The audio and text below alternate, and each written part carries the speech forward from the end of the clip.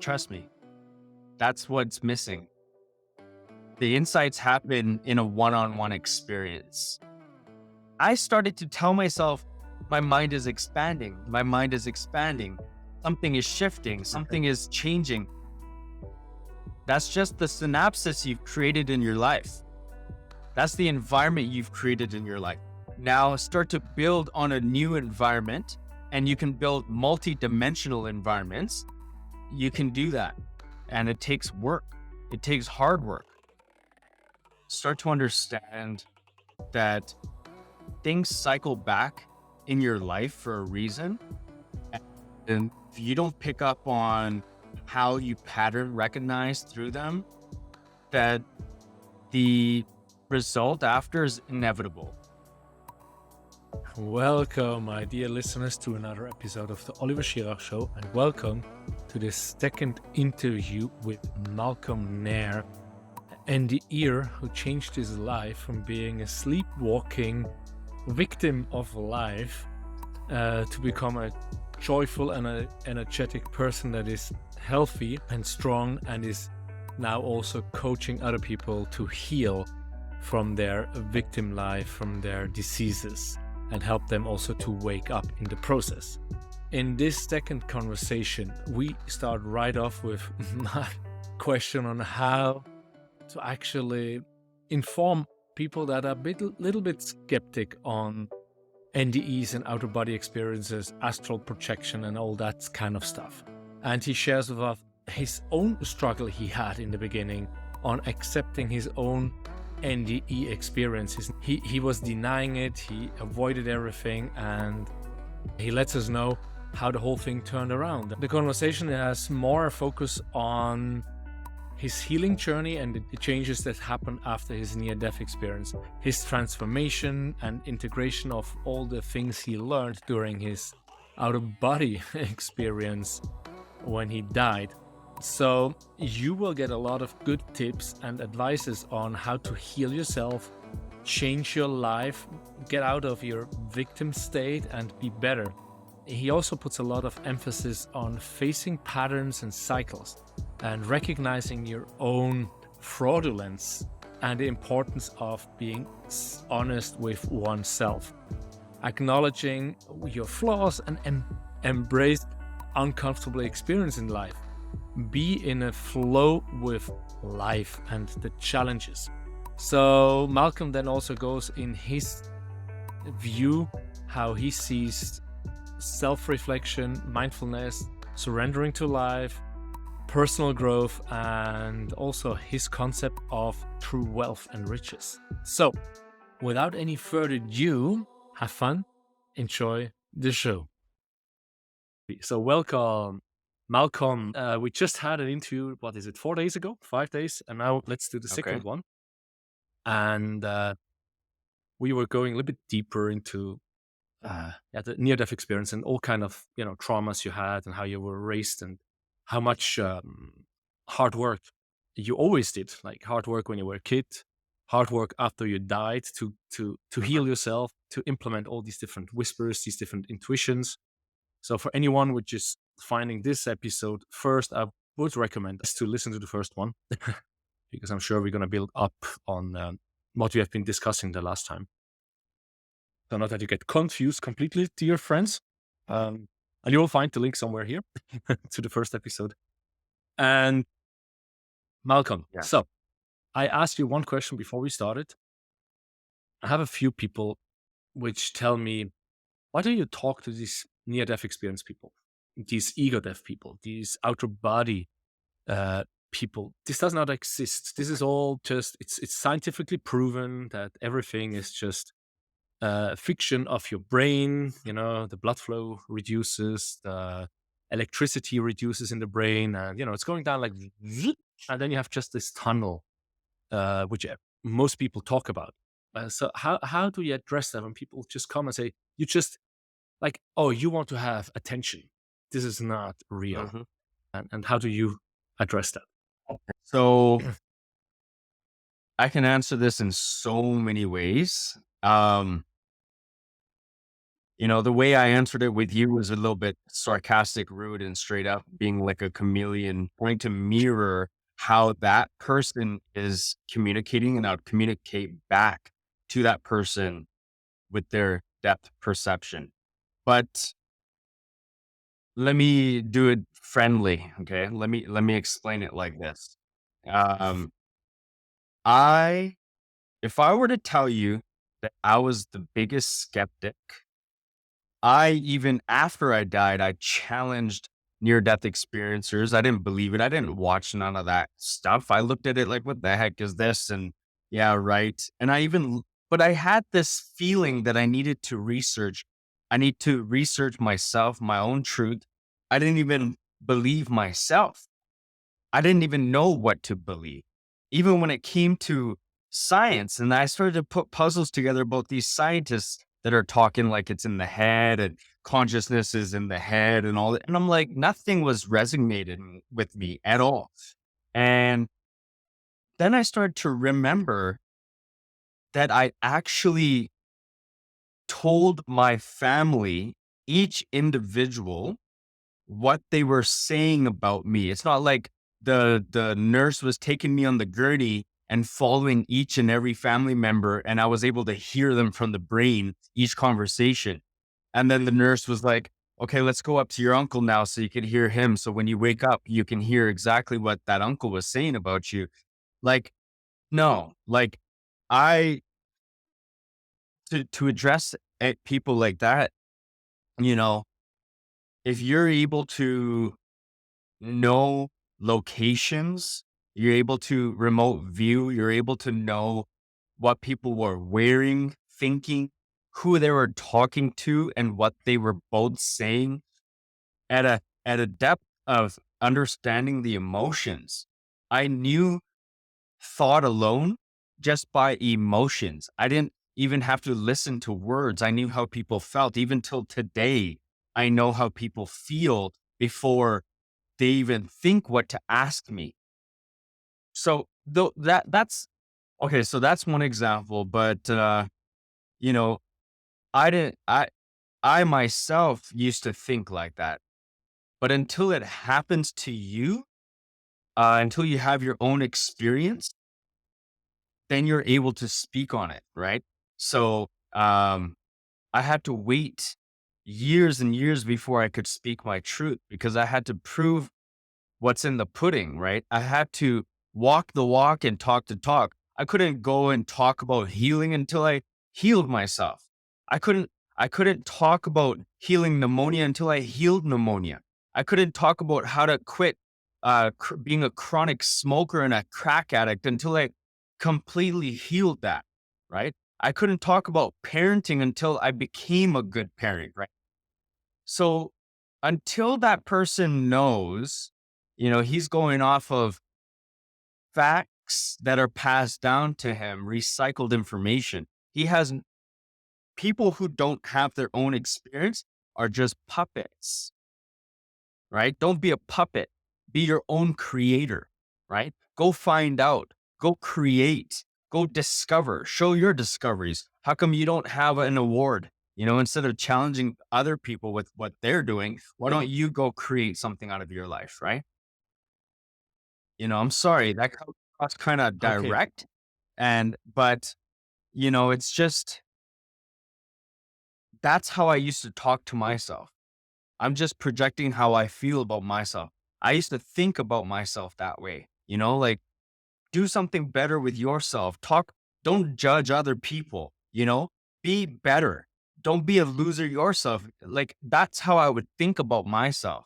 That's how I used to challenge myself and think to my subconscious mind in order to reprogram my subconscious mind to serve my higher awareness. Right. So I would tell it to shut up. Like, I was fat. I was overweight. I was 220 pounds. I had injuries and ailments after my car accident.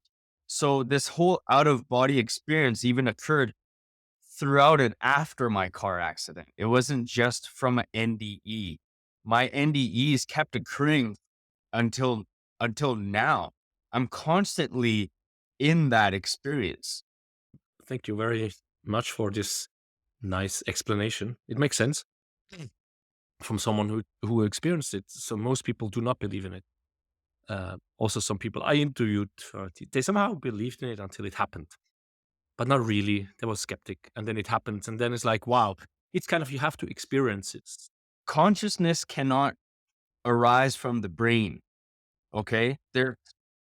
Consciousness is all around us. The spirit, the essence of life is not in us. It doesn't come from us.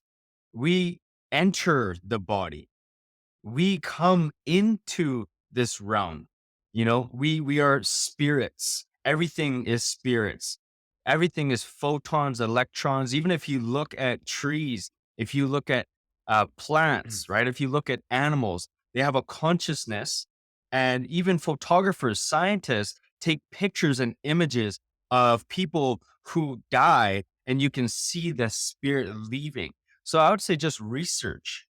Research, research, research. Once Yeah. I was watching a podcast, maybe you can link it in the bio for people like this, that that addresses everything that I'm saying. That scientists, there's other scientists that are in consciousness. Clearly, there are people in different industries that have expanded their industry. And you know this from research, right? Like Dr. Joe Dispenza, Greg Braden, people who started off with that closed mindset, that had ailments, that had to discover this truth, correct? So they started in an industry, but they've expanded their mind.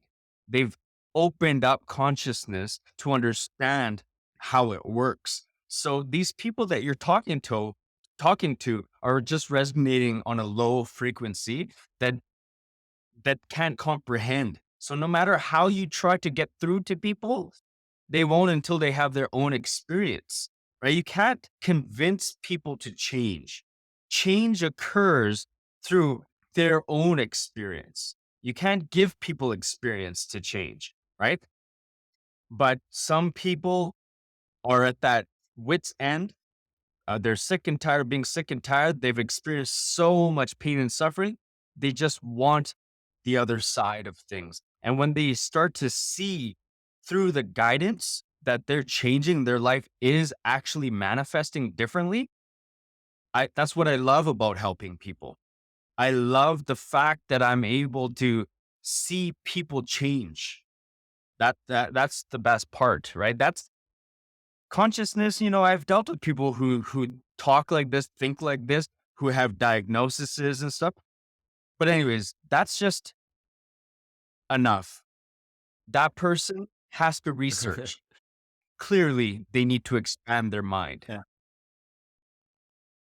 Yeah, and then many times these are people which have some chronicle genetic disease which is unhealable. But both of us read Joe Dispenza, Greg Braden, and Bruce Lipton, which already in the 60s, kind of Bruce Lipton started already to show that we can change our gene expression by thoughts, by feelings, by But the many craziest things. part, I didn't believe in that either. I didn't believe in all that either. That I didn't know Bruce Lipton. I didn't know a Dr. Joe Dispenza. I did not know anything in any personal growth and development. I'm going to go down to another level. I did not know even how to love. I didn't know love existed. I didn't know how to create that atmosphere. I didn't know what vibration was. I didn't know what frequencies were. I didn't even know personal development and podcasts and TED Talks even existed when I was going through my journey. So when I started to heal, when I healed myself, when I overcame pharmaceutical addiction, when I had to overcome my blood thinners and blood clots in my body, sleeping pills, I used to go through so many different levels of areas in my life, nerve damage, brain damage, healing, bones. Okay. And at the same time, when I was doing this and I was going through my own understanding of what I'm doing to heal my own curriculum, I did not know who these people were. When I finally, through 5, 10 years of going through my own existence, I finally, the algorithms matched in my life, and I would see a Dr. Bruce Lipton, Joe Dispenza, or Tony Robbins. I'm like, and it blew my mind that I was already living this existence, feeling the feelings, quantum jumping 20 years in advance, figuring out my life. And then people have words to their teachings. It made me feel recognized. Then I started to wake up more and I'm like, okay, you know what? I'm already doing this. I can step into my own truth. If I'm already doing this without studying other people, without discovering other people, learning other people, understanding other people's methods, that kind of made it real, more real, So that's kind of what made what I do more authentic and more pure. Yeah. So the 2 points. One is experience the experience. You can read about it. Eckhart Tolle talks about that in his talks, in his book. I cannot teach you the experience. You have to experience the complete stillness, the complete peace, the understanding that there's a certain thought train coming through your head, which is not you, but we identify with it. It's also, then I was thinking, you say, okay, you didn't know any of those, Joe Dispenza, Greg Braden, all these people, Tony Robbins. But what happened? How did they come? Was it you changing? Was it really like you changed and suddenly YouTube popped up with some of these No, teachers, or people started no, talking no, about it? no. So I was actually doing all the things that these guys are talking about before even knowing about them. I didn't know like how to forgive, right? So the fact that I had to learn how to forgive myself through my own addictions, through my own failures, through my own separations, through my own abuse, through my own police records and criminal records, and through abandonment issues, everything that I was going through, I had to go through that myself.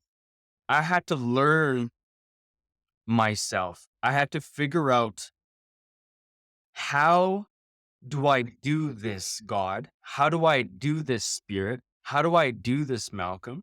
What am I doing right now? And there's an essence between the fine line and the root cause of things, where things stem from. And my spirit had to enter into that void. There's always a void between between the consciousness and the synapses, and then how things wire and fire together in the human body. And when I started to understand that there's a before the before, right? There's a backwards. There's something before thought, right? There's not just thought, there's something before thought, before thinking, before emotions. And where does that all start? Where does it start? And there's a consciousness. It's not a spirit that's out there. There's a consciousness that makes us aware. And when we can tap into that consciousness, that awareness, and we can become one with it, and we become so close and in tune with it while we're suffering with the ego and the devil and the pain and the music and the emotions and the suffering and the addictions, but we still can embrace that. I had to go through that pain and suffering while holding on to that spirit. And that's teachable. And that's teachable. And that's the ability that I have, that I was able to harness. So that's what triggered me was, oh, it's not the circumstances and it's not even, the environment, because my environment wasn't changing. So and I've realized I was teaching everything different. than all these doctors, all these holistic people. Uh, and then I started to realize when I found out about them that I'm very different, that it's not about the environment. It's not about the environment. And I'm sorry to say this because I love them. I love these doctors and I really look up to them and I believe in them and I know what they do and I take and it's amazing. They are in their own that's what they do. But for me, it wasn't about my environment because my environment was so toxic and I wasn't able to leave it. So I was able to manifest and attract through the toxicity, through the pain and suffering. And I was and even while I was trying to do it, my ex, my partner left me with my child and I was taken to jail. And I was realizing that I was manifesting while I was sleeping on the concrete floor with other jail cell mates. And while I was showering next to all these other naked people, men, sorry, not people, other men. And I was in my mind, consciousness, understanding what I was doing.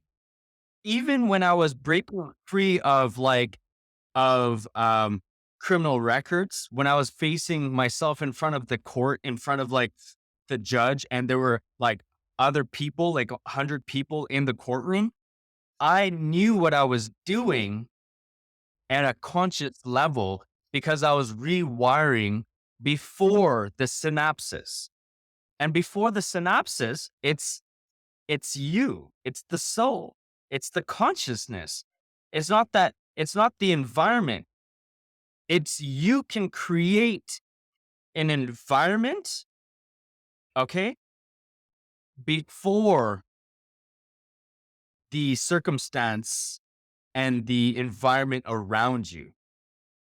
You can create an environment no matter what, and you could be thrown into the depths of hell. You could be thrown to jail, you can have your family taken away. You can have so much going on, and you can still harness the strength of God, source, energy, universe, frequency, pain and suffering, anger, dark energy. You could still harness all of that.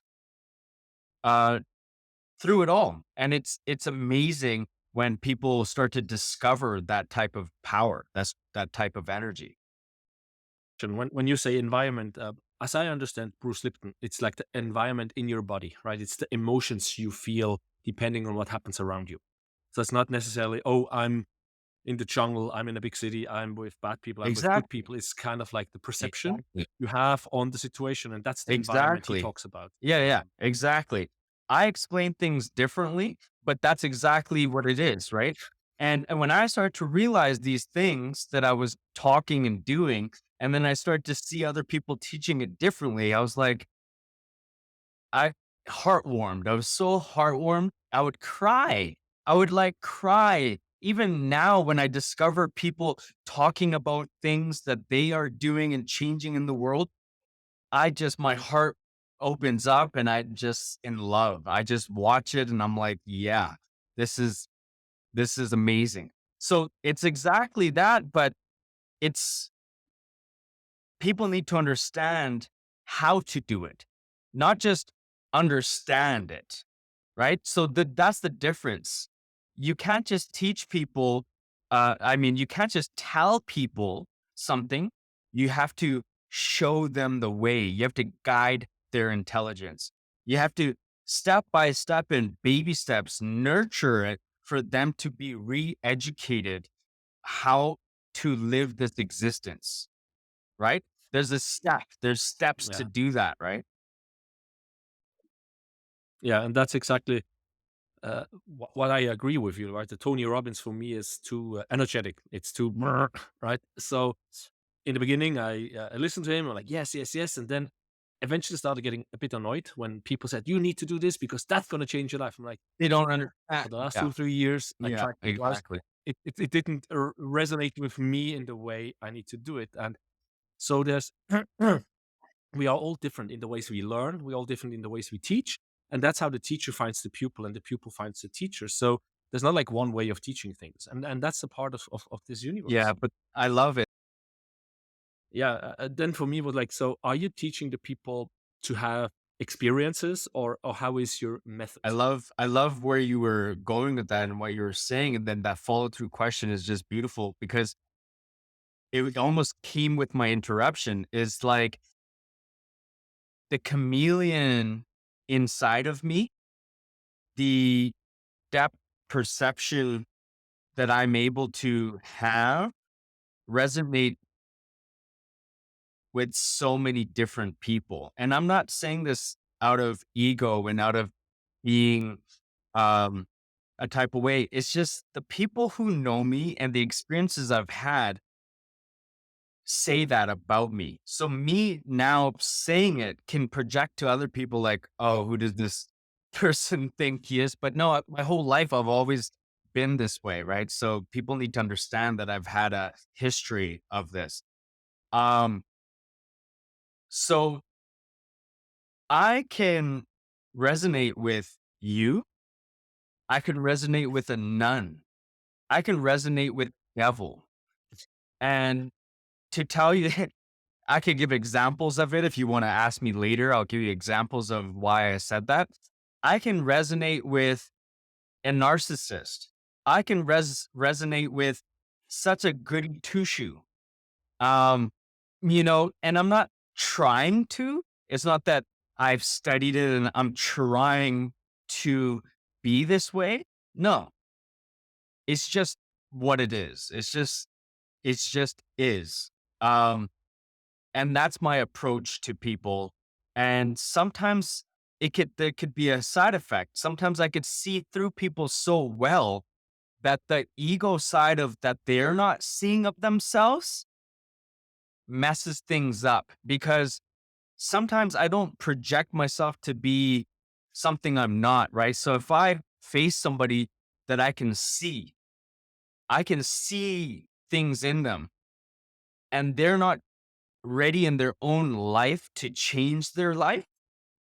And so they approach life with this sugarcoating barrier, like, oh, yeah, hi, all like one side of them.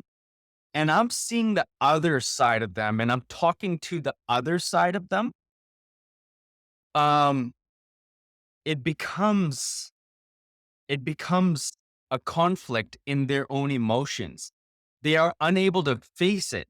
But I rather do that up front than to be nice with their nice side and resonate with their beautiful side, and for them to invest and move forward with me, only then to find out that I'm going to make them a little bit uncomfortable and that they have to face their own truth and their own hidden agendas inside of their ego to come out and do the deep shadow work. So it's better to confront it and find out sooner than later because for me it's better because well, it happens both ways. I've had it happen later, I've had it happen in the beginning.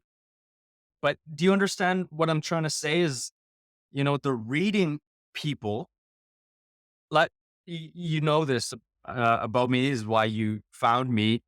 I i feel and I can hear people's thoughts, and I don't want to scare anybody. And it's not like a bad thing. It's an emotional thing. It's like an understanding of I feel you, I see you, and I hear you. But don't get it twisted because even I have had to learn how to do that with my own children, with my own family. It's different when you separate the realms, right? It's like you have this ability, but then you have to do that same ability for yourself, go through the pain. You have to do it with your spouse, your partner, and it's more difficult, and yeah, there's so many dimensions here. There's so many layers. Yeah. Yeah, the method, like how do you open them up? Some are like journaling, some are to hands on, some are doing sound healing, some are doing asking questions, questions, Okay. question. It Yeah. So what is okay. you approach it, right? So people which listen to this episode say, "Hey, I would like to reach out to Malcolm." Okay. And the other thing is also, do you take a distance, distance healing, or people need to be in Calgary No, or I mean, close they by? don't have to be here. I do everything that I've done. If you research the Google reviews, research my YouTube video testimonials, or you just research everything, uh, be convinced of yourself is what I like to portray. And what I like to say is convince yourself, because I'm not going to convince you. I don't sell.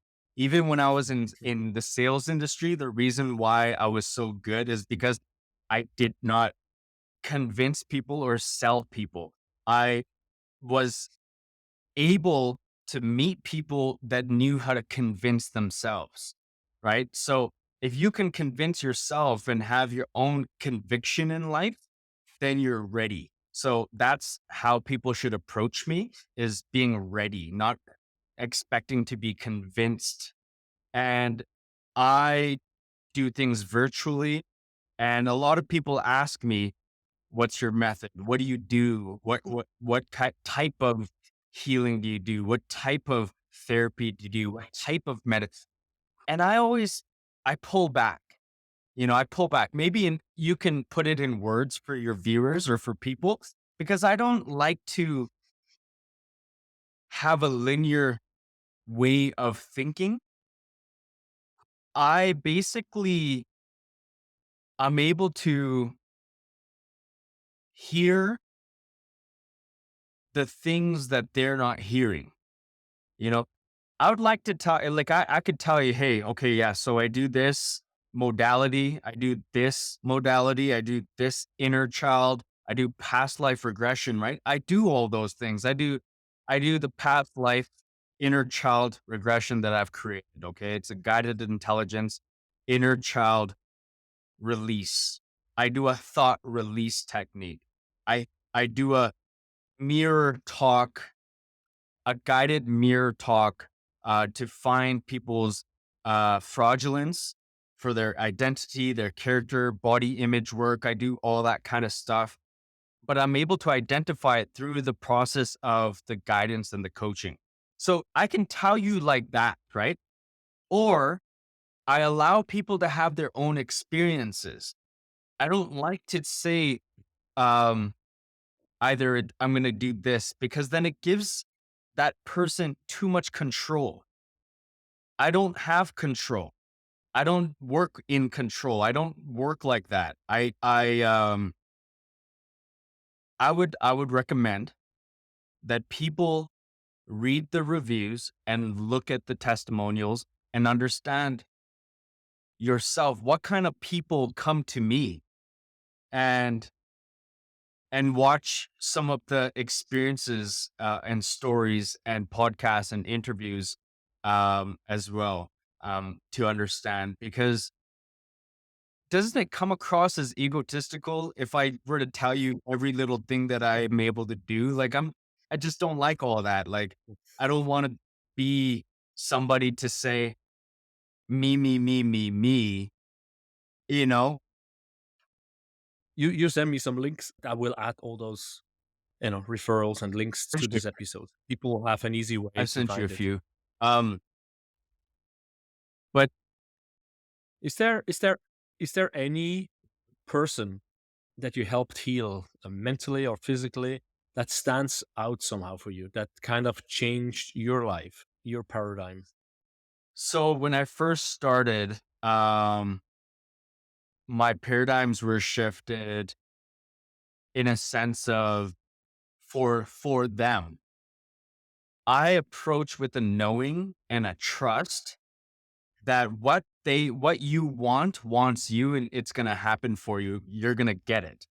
So I had this one client that came to me, and he had just so many labels given to him, and diagnoses, medications, and he was also in the psych ward. He was also depressed for decades, and he couldn't. figure out, and nobody, he went through therapists, psychologists, psychotherapists, hypnotherapists, uh, was able to, this was his experience. This is what he was telling me. And I heard him, I understood, and he was very skeptical, but he found me. And so I started to work with them. Within a week, he started to manifest and attract all the things that he never thought was possible. I had another lady that had ailments and pain in her bones and in her body. And in her separate life, like she had a diagnosis that doctors labeled her as she has cancer. And, but she was really good at not labeling herself. So she didn't come to me because of that. She came to me because of the pain that no doctor and nobody was able to heal, not even herself for 20 years. And so when she worked with me within 7 days, she understood how to heal her pain and she got off of her medications. Um, I'm not, and here's a disclaimer. I'm not saying that's going to happen for everybody. I'm not saying that. I'm saying that's what happened for her. That's what happened for him. And, it was hard because she was very difficult to deal with because she was yelling, frustrated, had anger issues. She was almost very toxic and the way she treated doctors and nurses. So I didn't work with her directly on the pain right away. I worked with her subconscious mind first. And through working on her subconscious mind and her feelings and emotions and anger, and we addressed how to address her anger and her compulsions. So then I started to address the spirit and where it works and how to work with it. And we channeled it, and she learned how to heal her pain. And so her pain faded away. Every morning, every night, she suffered with pain to the point of agony. She would cry, take her pharmaceuticals, take the drinks, take the weed, take everything. And then, like weeks later, she just was not having to take anything. She just knew how to work it, how to do this. And that's with a lot of other people that I'm not mentioning, right? There's other people that I've worked with that had money issues, they had anger issues, they had, so let people experience through their own experience. And I'm not, yeah, I have this void when it comes to, that's why I've heard people say in comments before, something's a little vague. And I'm doing it on purpose because I want people to experience for themselves. I don't want to tell what you're asking me to tell. You know what I mean? Like, let people experience it. Like, if you were to come to me and work with me separate from this interview, you would have your own experience and only you would have that. I'm not going to be able to tell, like, I could tell you right now exactly line for line what you will go through and how you're going to discover your healing. I could say that to you right now. I could do that for you. I know it. I'll tell you right now, I Ollie, can already Ollie, yeah. see where your blocks are and the things that you want and where things stem from and how you say things and how you project through your knowledge and awareness. It's very smart. You're very bright and you say things that are very knowledge based through your history of learning. But I see where the deficit is. Yeah, it's like the experience. I have a hard time to really ground myself, be in the moment. At least that's what I Right. think. Right. So you already know. Yeah, and that we actually talked about that. I went home yesterday at work because I started having pain in the joints, pain in the muscles, headache, hot and cold. So, and you said, hey, visualize that you're healthy and don't doubt it. Right. So I'm still feeling sick, and I know the theory, And I think that's the thing, right? I know the theory and I know it works because I've seen and listened to so many people. There's no doubt that it works. Otherwise, the universe, the matrix makes a big Yeah. joke with me. It's the discipline and the sacrifice that we are not willing to be in alignment with what our spirit wants. So our spirit is giving us all of these uh, things to go through to discover and learn and grow. So it's like we can be a guided spirit, or we can either be uh, an after effect of what our spirit is going to show us if we're not listening and we're not doing the do's. So we can actually be in alignment, or we could be off the alignment and learn through consequences. But even then, people don't want to learn through consequences. They still remain in the cycles and the patterns and the karmas. But the lessons are Yeah, and all that's around us. yeah, and that's another question that I had somewhere on my notepad is how do we learn? Do we have to learn through lessons like through pain, through suffering, or can we learn through, through wisdom, Yeah, we can ease? hack it. So no way is right, no way is wrong. But my perspective on it is this is we can manipulate it and we can positively persuade it. So here's my example. We can learn through the experience. We go through something that we don't know, we don't acknowledge, and we experience some type of suffering.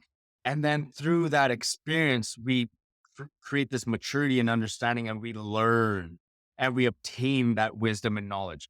That's one way. Another way is we foresee and preminize things through our experiences and through life experiences and through people and knowledge and wisdom of everyone around us. And we foresee and we create a wisdom beforehand, and we don't need to go through the experience. Okay. Now here's another way. We can be in between that, and we can see both, and we can pull into existence the feelings of what it would feel like to transmute energy. So energy transmutation, for example, is like if you were to preminize yourself getting, say, sicker, you don't want that. I'll give you my personal experience. So when it comes to learning now, I don't have to wait for the experience to happen, or I don't have to see the wisdom of it for me to understand the growth and go through an experience. I bring the experience to me in advance. So, when people talk about bending reality or quantifying their life experience or quantum jumping, it's kind of tapping into that. And it's all based on the experience you're going through. So, for example, in the past, I didn't want my partner to leave me to go through the experience of what it feels like to go through a separation. And so in advance, I knew it, I seen it, I felt it. It didn't happen yet. I premonized it. And I had to go through the learnings and understanding of the projection in advance. So when it did come up, I knew how to maneuver through my life when it happened. I was able to bend that reality. So then it did happen, and I was living it at the same time. It was very confusing. It was like I was living a deja vu. It's difficult to explain, but it happens all the time with my clients. They always tell me, hey, what we were talking about yesterday or the day before or last week, it happened. And then I teach them when they tell me what happened. So they tell me what happened, and then I would like them to share with me. And then I tell them, this is what you could do next time. What if you created that? And then someone would say, yeah, I did create that. But I say, no, you didn't know it was going to happen. It happened. Then you said you created it. What if you say, hey, I know what's going to be created. Say it first, write it down, and then experience it. A lot of people are the opposite. They experience something and say, yeah, I know, I manifested that, I attracted that, but they're still living unconsciously. That's for me. When I see there's something manifested, I see it backwards, not forwards.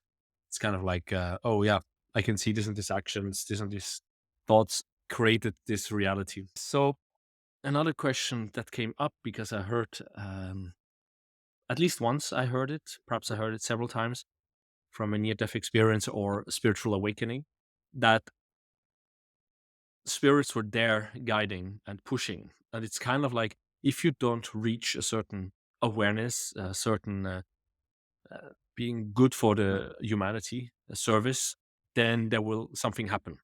Might be like big disaster, near death experience, etc. Do you think in your case that was the same, that you had the choice to actually wake up and be of service to others and heal yourself before the near death experience, but because you didn't listen, it was inevitable to actually have it. Kind of like a wake up call, pre-planned wake up call. Yeah, all the time we're faced with acknowledgments and hints and nudges, um, and we negate them. We kind of brush them under the surface and we bury them, and we think that our awareness at the time, our consciousness or our subconscious at that time is what's leading us. So we take it as, you know, as a minute whisper where we hear them. We know that they're there. People who say, oh, what whispers, or I don't hear them, they're faint. No, we hear them. We hear them all the time. But the we that we think we are is brushing it under the surface. Like for me, there was a voice that said, just go make breakfast and, enjoy your day, make dinner, plan your day, sit down, watch a good show. But that was boring at that time to me. So I'm like, no, I want to drink. I want to do drugs. I want to have sex. I want to party. Like, and it was like, which one sounds good? Right. So it was hard at that moment to go into the uncomfort, to be uncomfortable, being calm and relaxed and comfortable in my own skin. It was uncomfortable for me to be comfortable in my own skin. So I chose the mask, right? And then eventually you had the car accident, which wake you up. So let's see how we're gonna continue, because I can feel my body is really giving up a little bit. The disease is like making me not so See, focused. I just going to tell you something. The words that you speak, the way that you internalize your internal dialogue and you've externalized it is manifesting. So you've got to actually be aware that, hey, if I'm such a smart guy, I know what I should and shouldn't say. Why am I saying what I just said about myself? Do you realize the exact words that came out of your mouth? Yeah, it's a habit, a way And you around it. called it a disease, and you called it that it's doing this and is doing this and it's gonna do this. So you're telling your disease or your skin or your molecules or your cells, your consciousness, how to create life. And you're That's right. creating your life existence in this paradigm. And this is your reality. This is your life review. Your life review is that. So when you die and you never change, say you die right now or tomorrow, and you look at this existence, your spirit will show you that you were a non-player character, that you could have come back and you could have changed that existence, but something in you's choosing not to. So that's the test.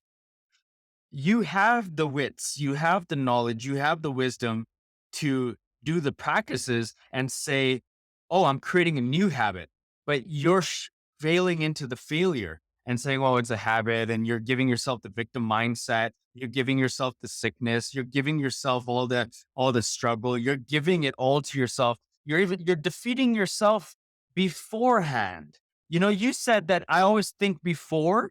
No, you don't. You don't think before. You don't manifest before, because if you did, you would know what you're doing right now. Yes, I do understand. I think I understand what you say. It's more like when I look back when something happened, it's like, okay, I had these kind of thoughts, these kind of feelings, and then it happened. So it's not like it was not a conscious creation, but I can see it was a Yeah, creation. so that's after effect. No, so exact after effect. That's not before. That's not thinking in advance or manifesting before.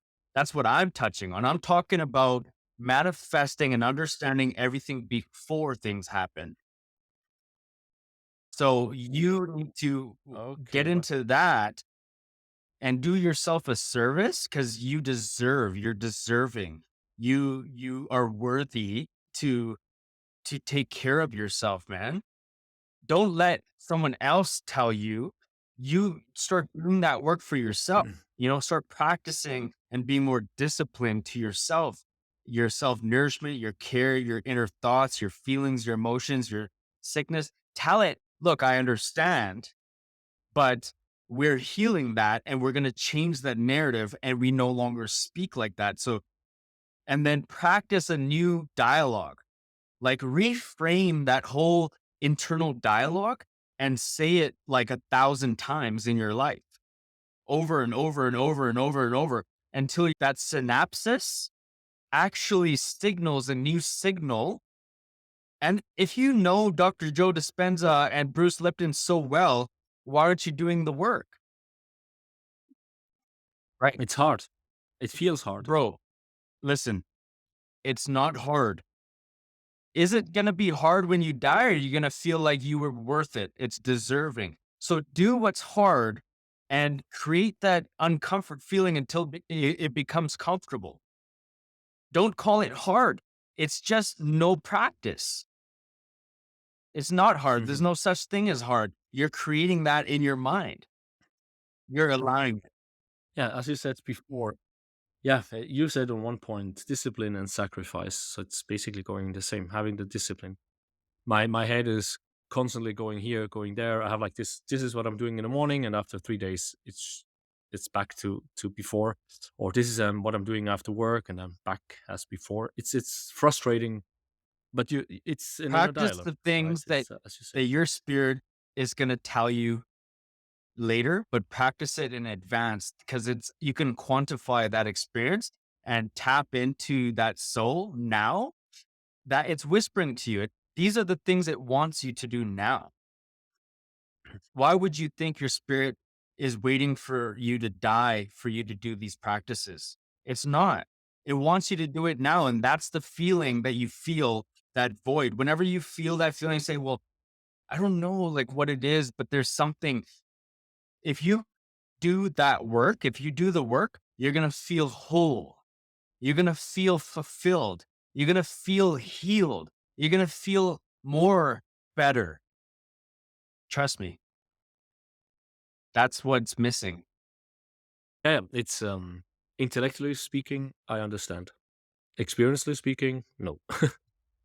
um because of all the teachings, right? And I also do the Ayurvedic teachings, and they have basically the same, right, or similar teachings. You create your reality.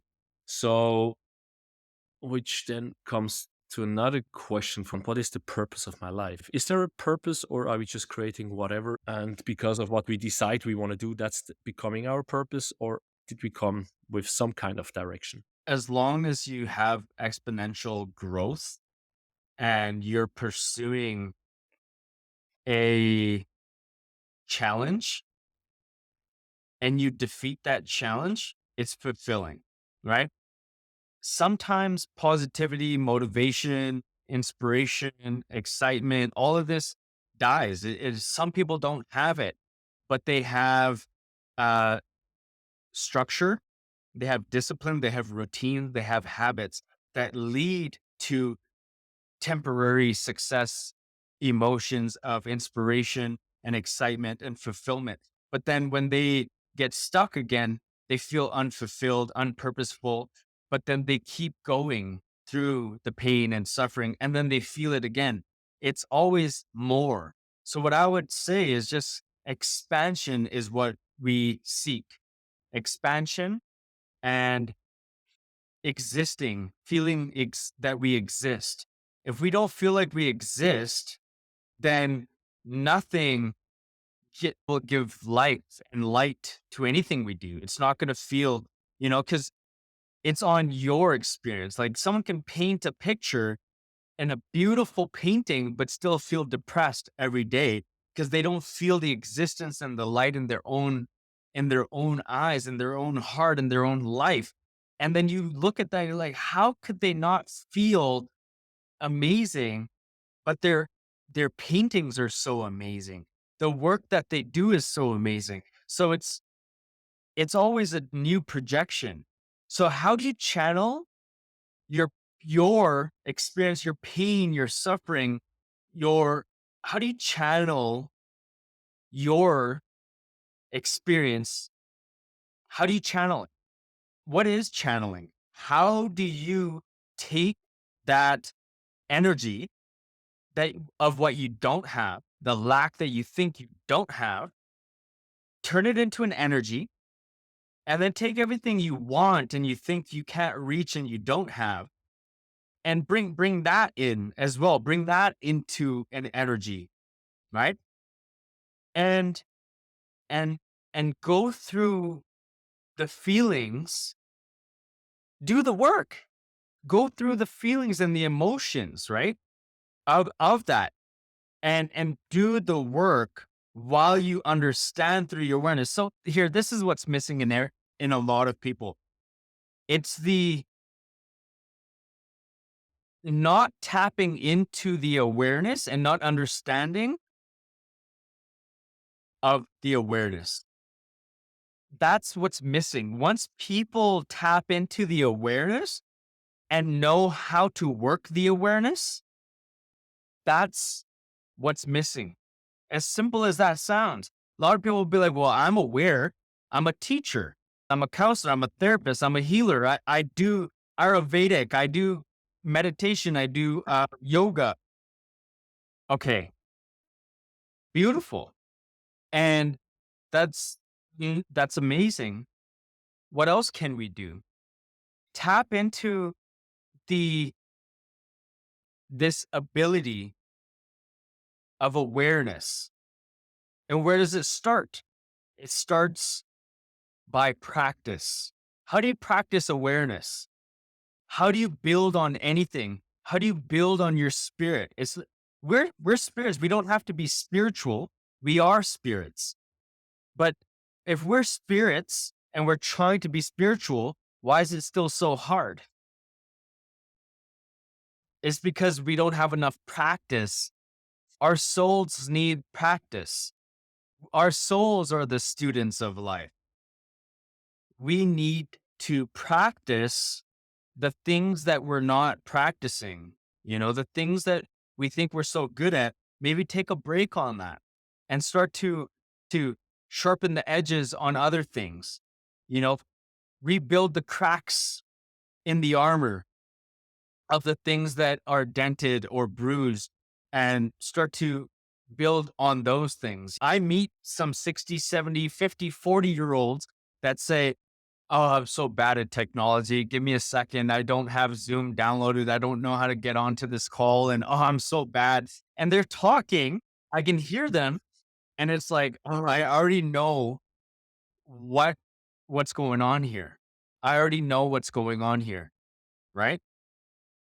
And it's the auto suggestion that we've created. And we think that's our awareness. The auto suggestion is not our awareness. That's just the synapses you've created in your life. That's the environment you've created in your life. Now start to build on a new environment, and you can build multi-dimensional environments, right? You can do that. And it takes work. It takes hard work.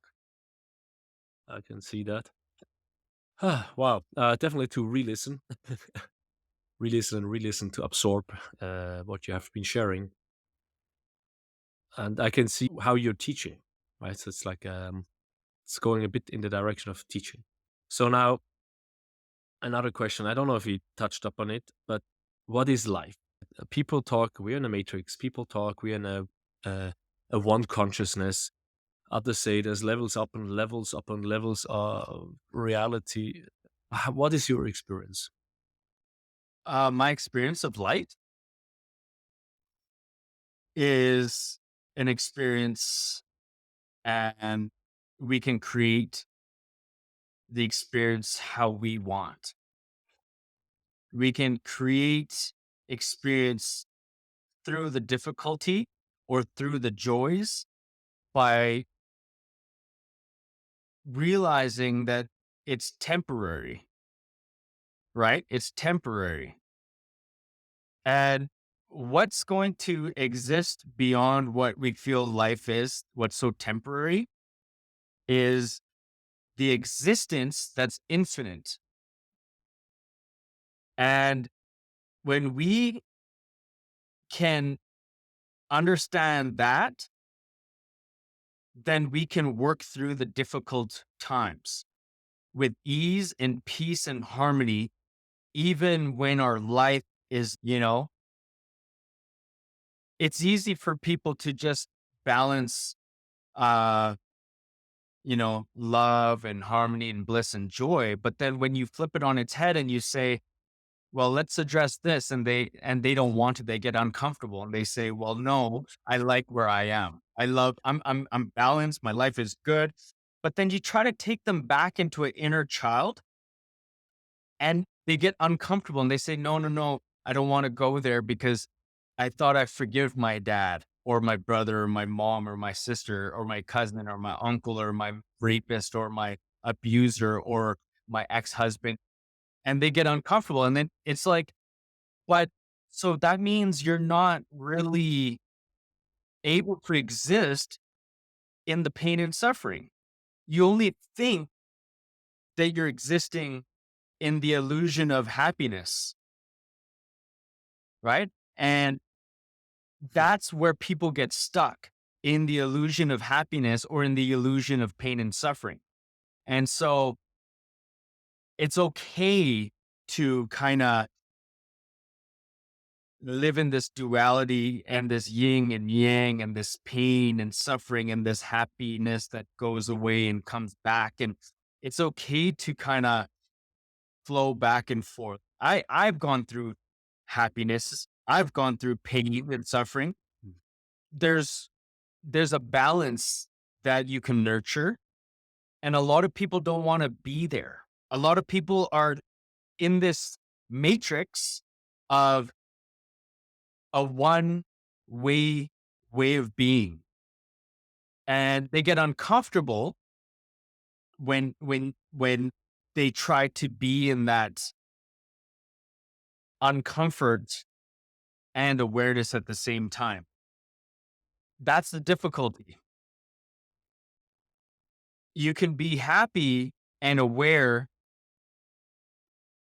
of things that are gonna be, they're gonna fuck up, Things will happen in life. Yes. But it's okay. And you're young, right? And it doesn't mean you're Yeah, but tired. It just, if you change the meaning, what does it mean to you when you yawn? Does it mean you're tired? it depends. I was just thinking when you started kind of changing the subject that there were situations where I didn't sleep, but I had a lot of energy during the day because of my perception. And today, I don't know. I think I've. It felt like I woke up 15 to 20 times and had the feeling this. this dream never stops. it, it was like one of these nightmare dreams. Like I woke up, it Mhm. was still darkness. I was still in the same place. So I don't know how much I really slept. So of course, so the energy goes down earlier than usually. But it is a perception, and I know that, and it's kind of like this making yourself a conscious that you're drifting away into your Yeah, habits. that's the challenge because if I were to challenge you, it's frustrating if I say, tell yourself that my mind is expanding. When you're yawning, instead of allowing your inner dialogue to kick in, if you were to just tell yourself simply every time you're about to yawn that my mind is expanding, instead of allowing yourself to say, oh, okay, bad, I'm tired, and what time is it? I'm going to go, and all this other dialogue that goes on in your subconscious mind. If you were to stop all that, because I've been there, everything that I tell people I've done, and I started to tell myself, my mind is expanding. My mind is expanding. Something is shifting. Right. Something is changing. Yeah, it's okay to go to sleep. It's okay to rest. But what's not okay is that what you're telling and programming yourself. It's the programming that we give ourselves, right? Just like when you cough Yeah, or you and feel sick, what programming are you giving yourself? I try not to think when I cough. I try to keep a Yeah. blank head. But right now, the cough presses on the head. So whenever I was coughing the last 24 hours, I feel the pressure on the head. So it's kind of hard to ignore that. But I try. I try to just ignore it. And when what you said with the sleepiness, I remember in 2018 ish, yeah, about 5 years ago, whatever, September, October, I guess it was. I went to a metacognitive or cognitive teacher, and she also said, "Stop telling yourself you're tired. Like, how do you feel? Oh, I feel tired. Stop telling yourself you're tired. Change the inner communication." And it really went better. I mean, I was really, really tired for like 3, 4 years, like all the time. And it was a long process for me to eventually, I'm like, oh, I'm not tired anymore. So it wasn't like a one day to the other. It was like a small change, and suddenly you realize, hey, I haven't really felt tired, but I don't know. So like 3, 4 years it took me. So it's consciously changed that. Um, but I think you have really explained that very well. So if there's anyone which hasn't really realized listening to this episode, then please re-listen to it. It will make sense. Now, I don't remember. Did we ask for call to action or advice, a tip for the listeners from you in the last episode? I don't recall. Do you have anything what besides of all the things you shared? I mean, there's a lot of tips and tricks and advices throughout both interviews. A little bit more than 3 hours by now. But is there something I forgot? Something that you feel like this needs to be heard? Something that's been repetitive is cycles, patterns, and why things result from that, which people call karmas, right? And I kind of reversed it, or, there's a lot of teachings, but when people want to articulate it, start to understand that things cycle back in your life for a reason. And if you don't pick up on how you pattern recognize through them, that the result after is inevitable. So if you can go step by step and understand the depths and be in the silence, be in the stillness, um, that might help a lot of people is just try to confront yourself because you can lie to yourself, you can lie to everybody else, you can lie, but your spirit is trying to tell you the truth. And when you point out the fraudulence in yourself, it actually helps. If you can confront yourself and blame yourself and stop sugarcoating everything, um, that's a good journey to be on, is to confront yourself, own up to yourself, admit, obey, and surrender within. A lot of people don't want to go there. They think it's negative to condemn themselves, be negative to themselves, rude to themselves. But that's why we're here. We're here to, or do you want to wait till you die to let your spirit show you and confront you of what was to be judged? Why don't you do it now? Yes. So how can we be still and go inside us? What are like one or so tip you see that helps a lot of It's people? not as simple as it sounds. It's not like just meditate or go to yoga or just mindful breathing. All of this helps.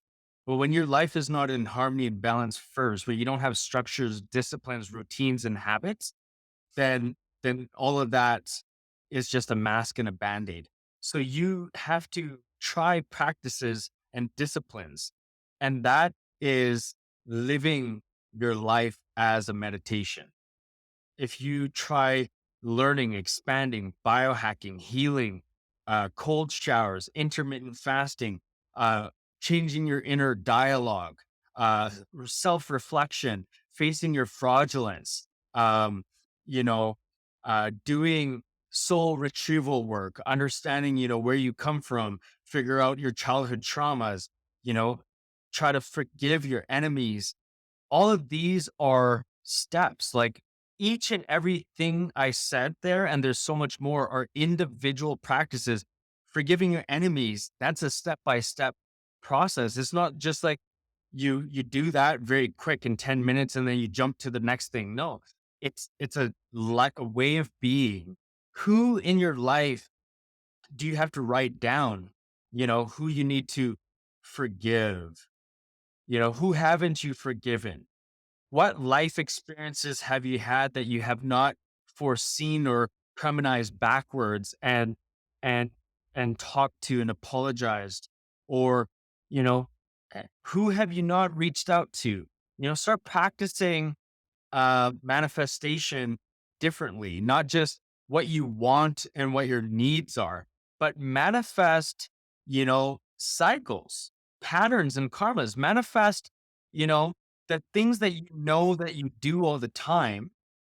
You get into road rage, right? So manifest it more until you fix the cycle and the pattern and you recognize that the karma can change. So that's a whole year's work of manifesting. If you're a fighter, if you go to clubs and nightclubs, but you're attracted to NDEs or this guy's podcast here, or if let's say you're on a holistic journey, but you're egotistical and you lash out all the time, manifest it more often, lash out more, find out, but stop in the lashing out and self reflect and learn how to catch yourself before the disruption, like each thing, even your sickness, manifest it more like next week. Okay. Be like, okay, I know what I did. I know what I eat. I ate a cake. I had this. I ate that. Oh, now I know my gut bacteria. I understand the cycle of what I do. And the pattern that happens is I just do it. I just don't change nothing about it. I start talking about it. I start saying, well, now I'm getting sick. Now I'm getting this. And now I'm feeling this. Oh, no, I'm getting tired. Oh, I'm going to manifest this again next week. Next week, I'm going to do it again.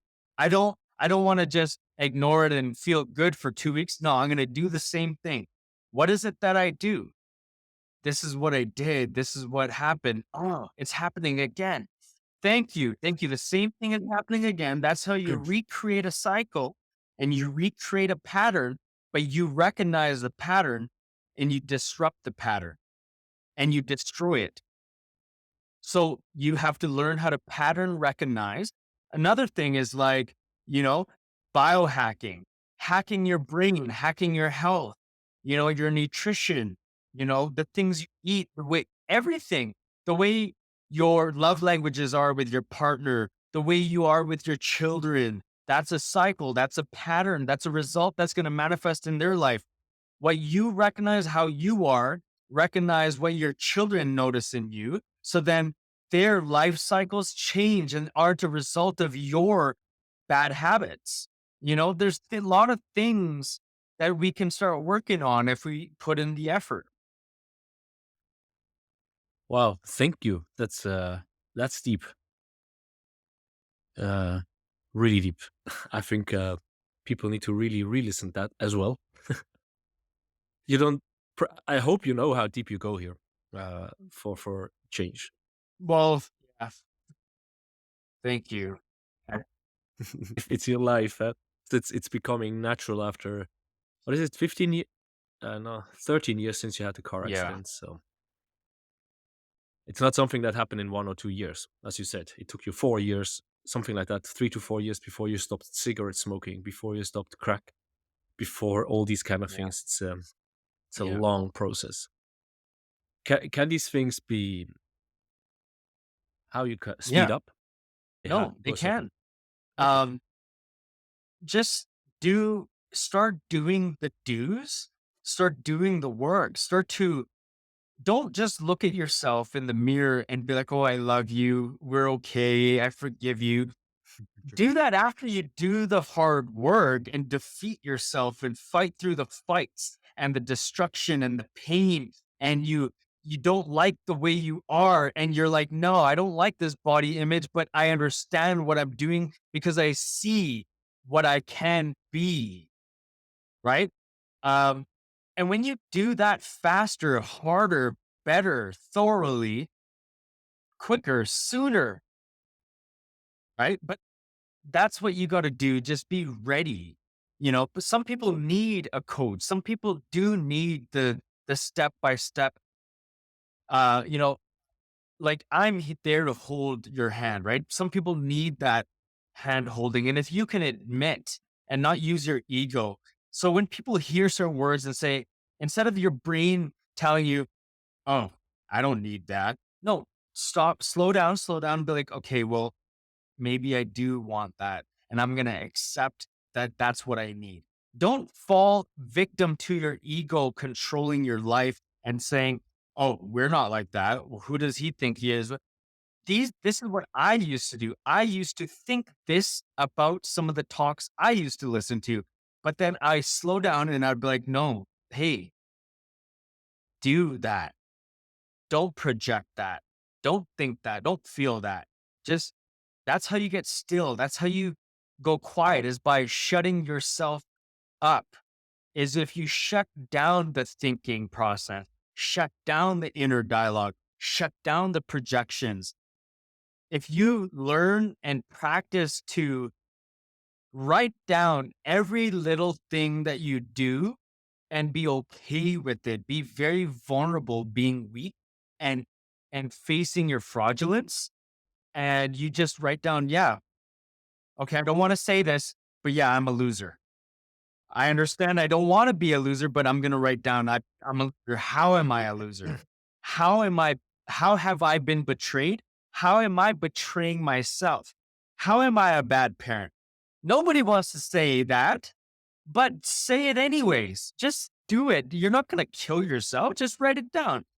Yeah, I'm being a bad parent in these areas. Start brainstorming for yourself. Start brainstorming your life. Start to project things that we don't want to project. And that's the challenging part is people want to deflect and negate some of the things that they know they do and they want to dismiss it and they don't want to admit the things that they know they are or they know that they aren't. You know what I mean? A lot of people aren't willing to go into those depths. They want to just cover up. They want to mask it with, I've done so much work. I'm good. I know I'm great. I just want the next best thing. I just want the next healing. I'm experienced. They'll say, I'm experienced. I don't need to change that. That's where the root cause is right there. You've already discovered it. You speak too soon. You speak too quick. You speak too fast. You think that you are. You don't know what you're not. Those are the things of practices. Practice pain and suffering. Practice healing. Practice inner work. Practice mindfulness, breathing, consciousness. Practice everything. I mean, you know, some people be like, oh, give me a break. I got to fact. But listen, it didn't take me, um, I didn't come to these realizations overnight. It came through the practices, and now I'm just kind of throwing it out there. But just start somewhere. Take a step, right? Take a step. Start somewhere. Start with your inner dialogue every day, right? Every day. And then when you get so good at it, it becomes habitual, then start working on the next thing. Uncomfort. What does uncomfort look to me? Well, I keep saying I don't need cold showers. Well, now I'm gonna do it. And I'm gonna challenge that because it keeps telling me I don't need it. I don't need it. My body used to tell me I don't need that. It works for everybody else, but it doesn't have to work for me that way. I used to do that too. And then I started doing it. And now it's been 6 years. 6 years. I don't finish my shower without a cold shower. Right? Now I intermittent fast, but it's been 5 years, 6 years of me intermittent fasting. It's not just practice, it's a way of being. It's not like I'm trying paleo out and keto and carnivore diet and vegetarian and veganism. I've tried it all.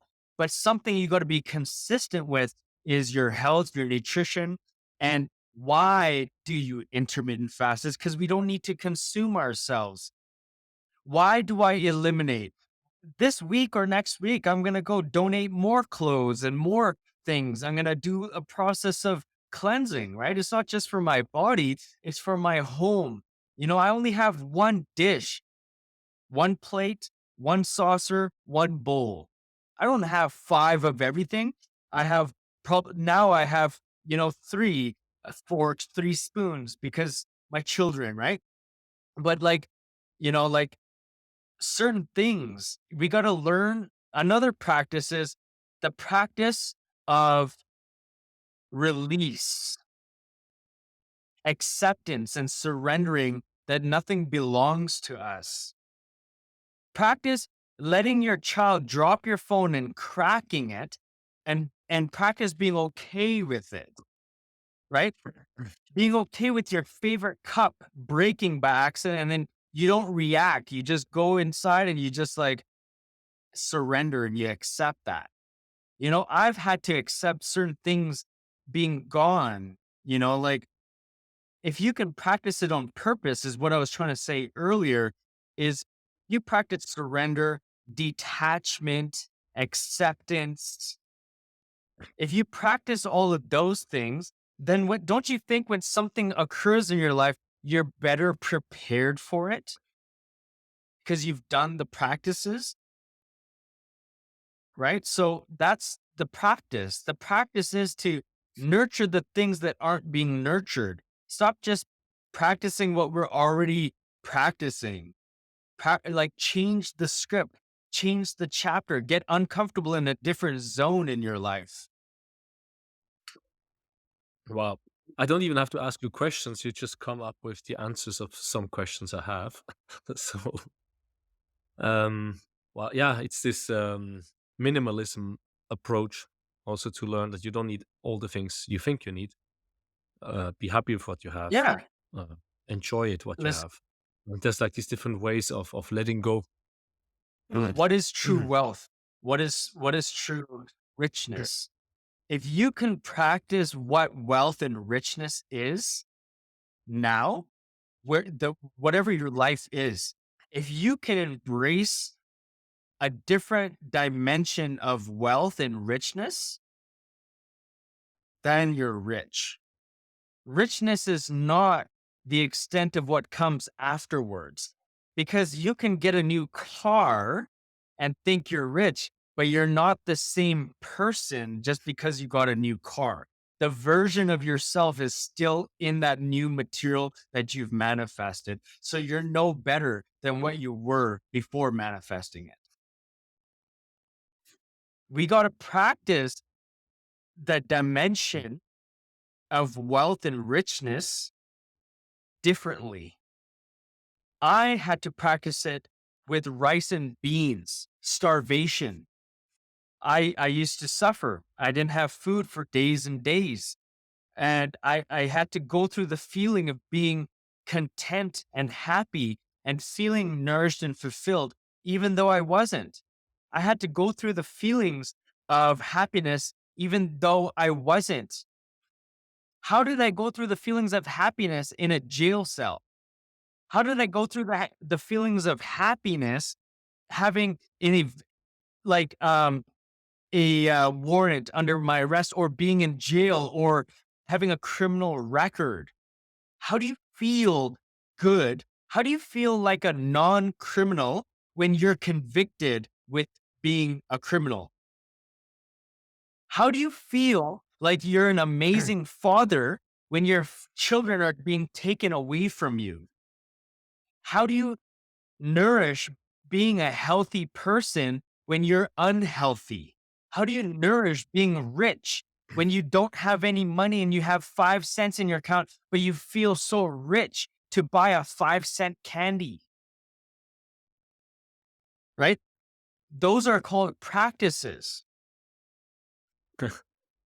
You just summarize here all the different things: abundance, riches, mindset, mindfulness, letting go, change of self reflection, self perception, and all these things. I love it. I think it's a good adding to the first interview you had to go deeper and explain a little bit things more. And I think you also shared stuff I haven't really heard you say as explicit on other episodes and podcasts that I listened to. So I really hope that will help people to get the information they need to hear, to be pushed a bit forward for self change. That's all I hope for. But that's also why I'm doing it, right? It's a little bit egoistic because I want to be seen. I want to talk to the cool people around the world. But on the other hand, I also want the people that I interview, when I have a connection, that they have a good platform, That's a right? part of your purpose, and it's a beautiful thing. You can now get more out of it. You can, if you project it. Sorry, I always go above and beyond for people, and I love it. Okay, I won't. It's okay. If you text me or message me, I'll tell you what I was gonna say. It's okay. So people, now this is like the cliffhanger. Please write in the show notes what you think Malcolm was about to say, and let's see if you were right. How can people reach out to you besides your YouTube channel and your webpage? They can direct message me. They can follow my content on Instagram, Facebook. Um, they can see what I'm doing on YouTube. They can watch some other people's channels and see questions they've asked me and some of the interviews that are almost like documentaries, that people tell me.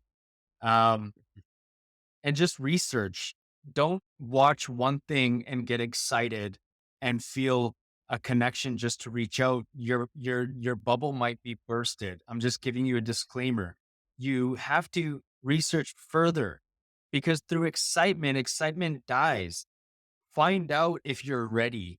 Don't just reach out of excitement. I get thousands of people just messaging out of excitement, but it doesn't go anywhere. And you got to realize that for yourself. Are you just reaching out for excitement and not going anywhere? Or are you going to go somewhere after reaching out? Yeah, yeah.